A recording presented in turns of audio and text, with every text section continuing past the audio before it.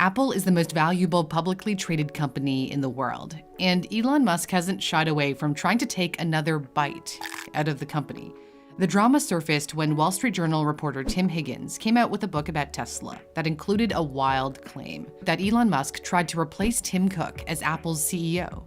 According to the book, at the height of Tesla's problems with mass-producing its most affordable vehicle, the Model 3, in 2016, Cook suggested to Musk that Apple buy Tesla, at which point Musk lobbied to take over Cook's job. Cook is said to have angrily hung up the phone, but not before unleashing an expletive.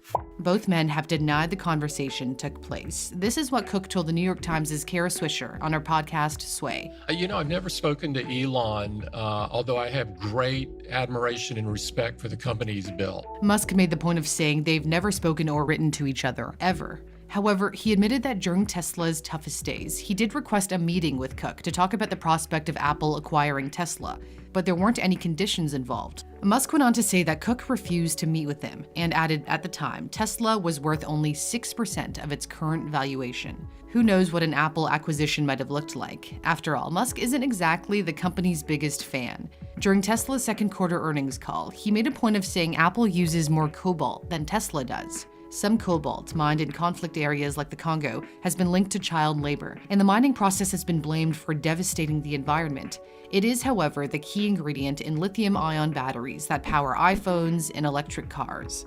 Tesla has since announced it's starting to shift toward cobalt-free iron phosphate batteries instead. For Apple's part, it has said its long-term goal is to not mine cobalt at all, but rather recycle old iPhones and recover cobalt for reuse. Musk has sniped at Apple many times, for example, in response to Apple kicking Fortnite off the App Store for violating Apple's policies. The game's developer, Epic Games, had tried to get around Apple's 30% cut of App Store revenue by implementing its own in-app payment system. Epic is now suing Apple for its meaty cut of revenue. Musk showed his support for Epic by tweeting, "Apple App Store fees are de facto global tax on the internet. Epic is right." He's spoken out about what he feels is Apple's anti-competitive behavior. Our goal is to support the advent of sustainable energy.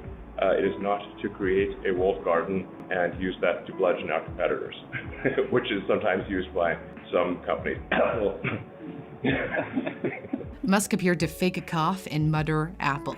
Turns out the two companies could soon be directly competing with one another. Apple has reportedly been quietly developing an autonomous electric vehicle since 2014 that is meant to give Tesla a run for its money, though Musk appeared to write it off early on, telling the German newspaper Handelsblatt in 2015, "It's good that Apple is moving and investing in this direction, but cars are very complex compared to phones or smartwatches." But Cook doesn't see a self-driving car as anything but technology, though he's played coy about what exactly Apple has in the works. Would it be in the form of a car or the technology within a car? I'm not going to answer that question. Apple is well known for keeping things under tight wraps. It has reportedly held talks with several car companies about teaming up to build an electric car, though it's apparently still searching for a partner. So an electric Apple car, if it ever appears, could still be years away. Musk doesn't think Apple has the right people to get it done, saying it has hired people Tesla has fired, likening Apple to a graveyard filled with those who couldn't cut it at Tesla. But then he appeared to dial back the criticism, clarifying, "I don't hate Apple. I'm glad they're doing an EV." Whether Apple ends up coming out with a car or not, it's already well known as one of the most transformative companies in history. Apple has created an ecosystem where its devices are designed to work seamlessly with one another, which entices fans to buy them all.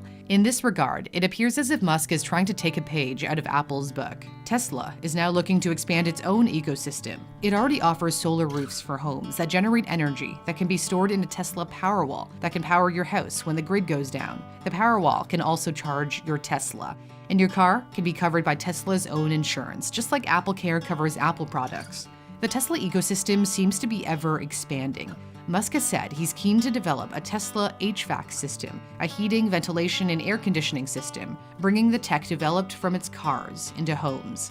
The entrepreneur believes the key to a successful company lies in its ability to rapidly innovate and create heart-stopping products. He thinks Apple used to wow the world, but not anymore, as he once told Kara Swisher. Apple used to really bring out products that would blow people's minds, and it's still make great products, but there's less of that. That's your goal. There's less of that. Like, I don't think people are necessarily running to the store for the iPhone 11. Still, it hasn't stopped Musk from continuing to use his very own Apple iPhone. Anyone who's bought shares in either Apple or Tesla and has held them for long enough is reaping the rewards. But there's always volatility with the stock market. What if you could shelter yourself from the crazy bull market by investing in ultra-expensive, famous works of art? Art doesn't generally react to market volatility in the same way as other assets. Imagine if you could own a Warhol or a Banksy, normally reserved for the uber wealthy. Well, my sponsor Masterworks lets you buy shares in ultra high-end art, just like investing in Tesla. Masterworks acquires multi-million-dollar artworks from the best artists and allows you and me to invest in shares in these expensive paintings that have been securitized by the SEC. When Masterworks sells the art, or if you sell your shares to other members on their secondary market, the rewards could be enormous. From 1995 to 2020, fine art appreciated at 14% a year, outperforming the S&P 500. The art market is currently valued at $6 trillion and is expected to grow by over $1 trillion in the next 5 years, according to Deloitte. If you'd like to join over 250,000 people who have already signed up for Masterworks, you can head to the custom link in my description. It only takes a few minutes, and you can instantly diversify your portfolio with one of the most stable assets around. Thanks so much for watching. For Newsthink, I'm Cindy Palm.